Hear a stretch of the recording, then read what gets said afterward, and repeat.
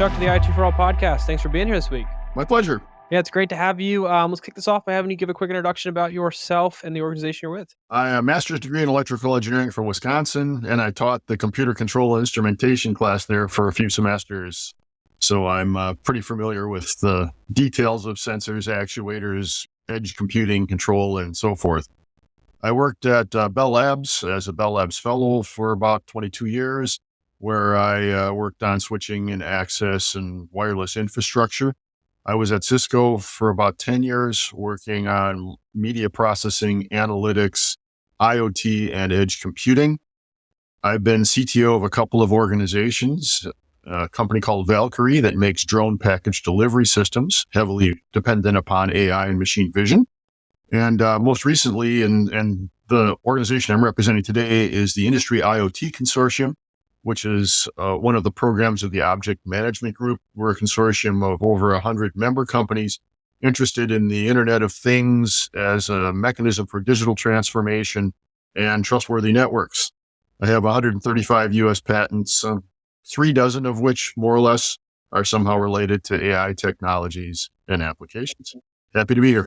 Yeah, it's great to have you. So let's talk about AI a little bit here then. So when we're talking about the IoT industry and AI playing a role, what types of AI or what elements of AI are particularly important to the Internet of Things? It's really about autonomy and automation in the IoT world. So we're really interested in taking the readings from bunches of sensors, maybe readings that would overwhelm a human, 20 camera images or 1,000 pressure sensors at once. How is a human going to look at those gauges, right?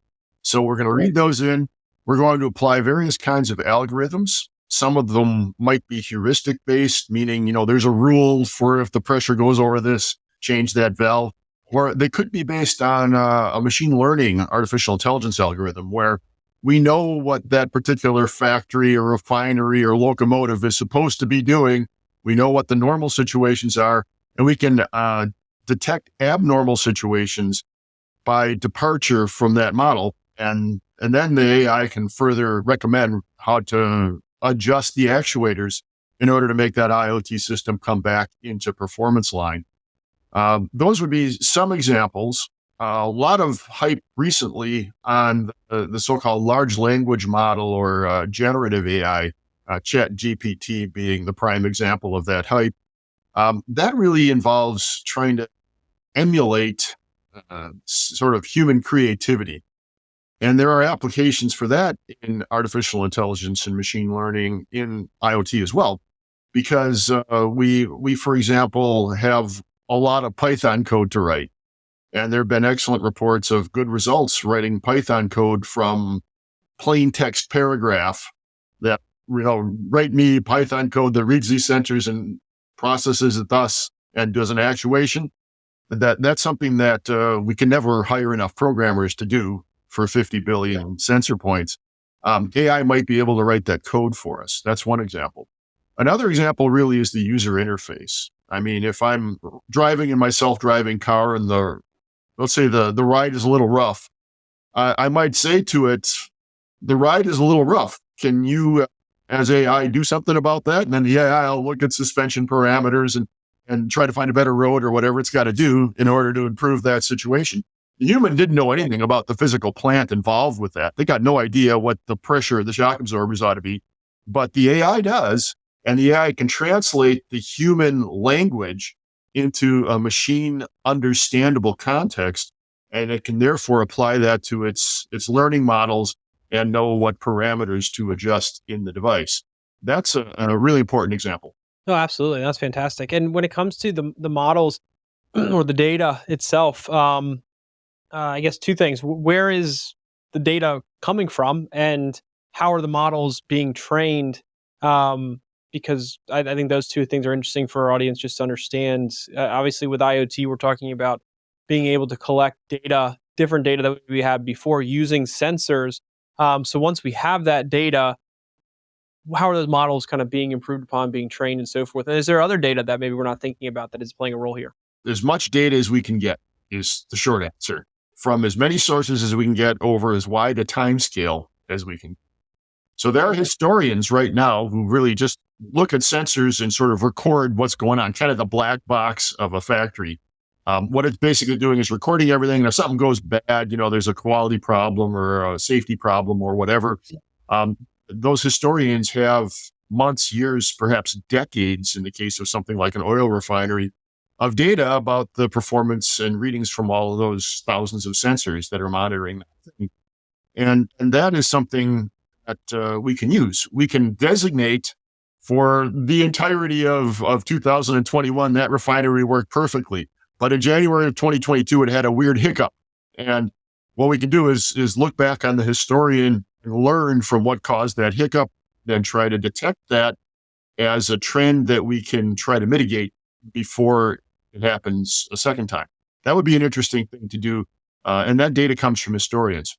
Another source of data might be from the physics models involved with it. So if I'm trying to model, for example, the anti-lock brakes of a locomotive, I know how much the mass of the train is. I know what the coefficient of friction out of the steel wheels is. I know how much power I can apply at the braking. And therefore, I can probably use that information as training data in artificial intelligence engines that are running anti-lock brakes in future locomotives.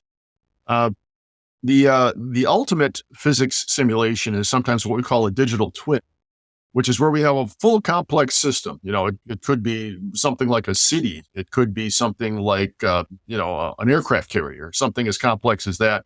We try to simulate all the different electrical, optical, physical characteristics of that thing and use that physics to predict its behavior. And we can potentially predict its behavior much faster than real time. So if we want to know what's going to be happening on an aircraft carrier a second from now, I might be able to run 1,000 simulations between now and a second from now in order to look at all kinds of different scenarios and determine the state of the device. That is a way that we can train AI. If we can run all these different scenarios in digital twins, what happens if there's a low voltage event? What happens if the wind is blowing too fast? Whatever it is, we can apply all those scenarios to the digital twin, use the real physics to determine how that system would likely react, and then use that as training information. We, for example, probably wouldn't want to simulate an oil refinery if one of the blowdown drums had an explosion, because that's $1 million repair if we did it really. But what we can do is we can simulate that, and we can use that as a way to train the model of what happens if that explosion is imminent. That's useful. And you mentioned this earlier a little bit, but talking about generative AI and how an IoT system can take the output from generative AI and basically create value for a business. Can you elaborate on that a little bit more and just talk about kind of how that potentially works or will work? Well, generative AI, especially the large language model versions, are trained with a huge corpus of data. In the case of ChatGPT and the GPT 3.5 model, the most famous one that's out there today, although GPT 4.0 is being used to great effect by Microsoft. That one was trained 2021 or early 22 at the cost of something approaching $50 million. And it was trained based on pretty much the entire written output of the human race as it's available, at least on the internet. And that lets ChatGPT take your seed phrase and kind of figure out what word comes next. That's what it does. That's all it does. It knows the words that it said so far, and then it figures out what would come next if the entire training corpus was kind of put to work on what it knows about the stimulus that you gave it. Examples of how that might be applied to IoT is one other thing about Chat is that because it's expensive to train these models, they take 3 times 10 to the 23rd explanation point, if you know what that means, of what's called flops, floating point operations, to train the GTP 3.5 model. That if you had 82 racks of the best GPUs in the world, they could calculate that model it would take about a week to calculate that model. So if you dedicated those 82 racks, $100 million worth of GPUs to training your large language model, that means that about once a week you can refresh that model with what's fresh on the internet. And ChatGPT 3.5, you can do an interesting experiment. Ask it about the dangers of Chinese balloons. and it will send you back information about choking hazards and heavy metal contamination in the latex and dangers to wildlife. But it doesn't know about surveillance balloons flying over the Great Lakes because it was trained well before those news events were on everybody's mind for months and months. So think about what that means to training AI. What happens if the data that I'm using for that conversational model doesn't know the current events that happened in the last, say, year? And how does that screw up the AI's usefulness, or what problems and dangers does it put into the system? It may not know, for example, that interstate highway collapsed in Philadelphia, and it might just try to route you right through there, right? Self-driving car doesn't know that collapsed because it was trained well before that. Those kinds of problems, that's a kind of a contrived example, but those kind of problems are going to be predominant in large language models that are too expensive to train continuously. How do you see the generative AI working with other technologies that are oftentimes being utilized in IoT solutions like machine vision, AR, VR, edge computing? I know we talked about edge AI in the past and things like that, but how is that all kind of coming together? The models are generally trained in the cloud, where you have lots of computing available, and you don't care if it takes a few milliseconds or a few hours longer than you expected. But when you run the inference, you take that model and you apply the sensor data or apply the human inputs to it. You want that to run fairly quickly. So you may decide to use that on more distributed computing resources than the cloud. You might drive it into content delivery networks like the caching engines that supply Netflix. There's edge computing there. You might put it in what's called MEC, multi-access edge computing. That's an ETSI standard for computers that are typically located at the base of 5G cell towers. Those are nicely distributed around the landscape. You can even run edge computing in edge gateways or mobile edge devices, or even human portable edge devices that could actually run some of those more simple inference phases. So what you want to do is you want to put the inference engine, the thing that's applying the model and making the decisions, you want to put it at the right depth of the network from the cloud all the way down to some kind of endpoint device, so that you have the right amount of computation capabilities there, the right amount of power and cooling and all that stuff. But you want to get as deep as you possibly can into that network so that you eliminate the latency and the network bandwidth and the potential for hacking and privacy violations and all that. The deeper in the network the AI is inferring, the better off you generally are under those circumstances. What have you seen as far as how the different biases and things that are happening with the models? Obviously, this is a big discussion, and there's plenty of ways to kind of discuss or talk about it. But just from your perspective, how are these biases playing a role? How are they being thought about? How are they being adjusted, fixed, minimized? With how it's impacting potentially working without an IoT solution? Yeah, bias in training models and training data into those models is an enormous problem. And in fact, it's entirely possible that a significant portion of those people who are worried about losing their jobs due to AI, automation, and autonomous systems are likely going to be able to be employed in trying to unbias the training data for some of these AI models. There's lots of well understood machine vision bias positions. For example, people with darker skin have much less fidelity of their facial recognition than those with lighter skin, because the algorithms were trained and developed apparently by folks with lighter skin. That's a bias that kind of thing has got to get removed. But there are even more insidious versions of those biases that could exist in IoT systems. There might be a bias towards the sunny day training data, because 99% of the time the factory is working properly and plucking out the right equipment and the right products at high quality. But for the 1% that it's not, that 1% may not be enough represented in the training data to allow the AI to have a broad, unbiased view of all the possible operation modes of that factory, good and bad. That's a thing that's going to require a lot of thought. The digital twin approach that I mentioned before lets us investigate those failing and abnormal scenarios without actually producing tons of bad product. Those are some of the mechanisms that we can use to do unbias. There will be humans involved in cleaning data. There'll be humans involved in saying, this picture has no trespassers it, where this picture has a coyote in it, and this picture has 3 human trespassers that probably are a real problem. But it's really hard for the AI to take those images and figure out what's in them without a human interpreting those contexts. So there'll be a lot of crowdsourcing kind of work being done in terms of training those images. In fact, the capuchas that you sometimes use as, if you're trying to go to a website and it wants to prove that you're a human, show me all the things with traffic signals. You may have gotten that one.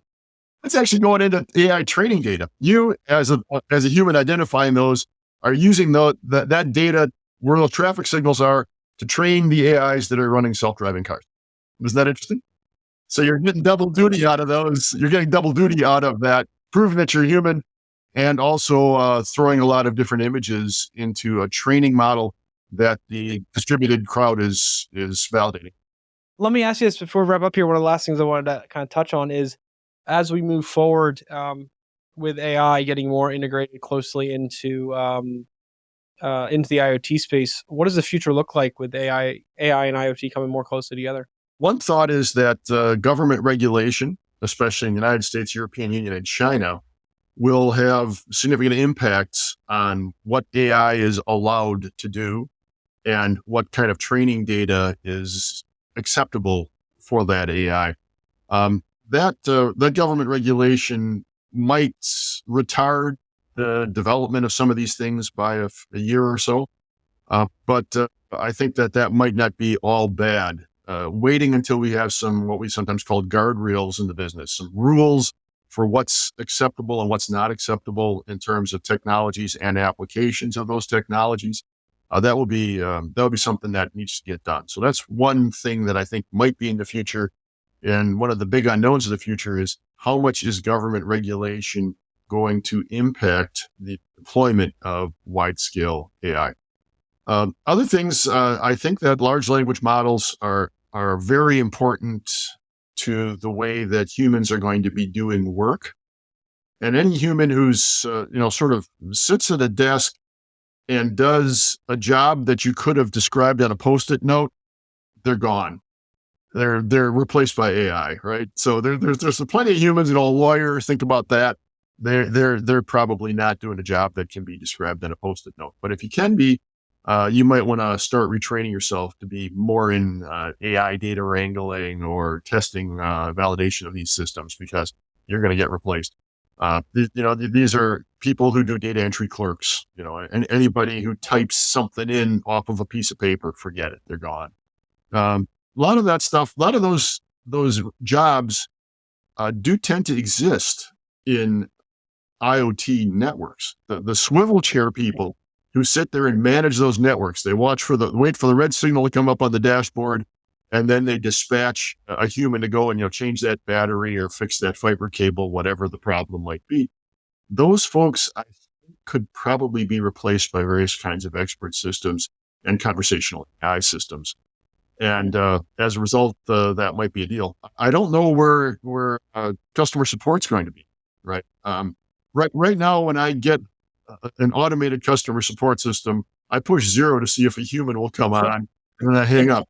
We're starting this AI podcast, and we actually, one of our first guests, we were talking about how we started off talking about enterprise assistants and then turned into chatbot conversations, and just being able to create that experience to be something that people feel way more comfortable and trusting to engage with, and don't do exactly that.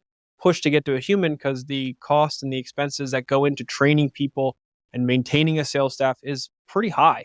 So how can these new tools, these new models help customer support become more efficient and do the job better than needing individuals and humans every step of the way? So it's very fascinating to see how that's going to evolve, because everyone listening to this interacts with that kind of experience on a regular basis. 5 years from now, people like me, sitting here trying to make my technology device work on hold with the help desk, they're going to prefer AI, because AI is instantly available. AI is always polite.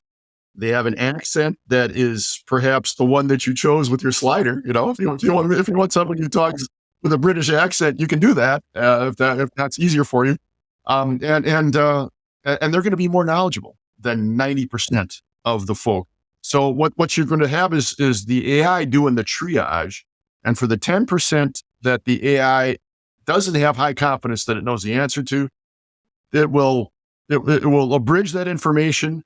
It will send it to a human, and it will attach your conversation to that human. You don't have to go through anything that you told the AI because, that's all on the human screen already.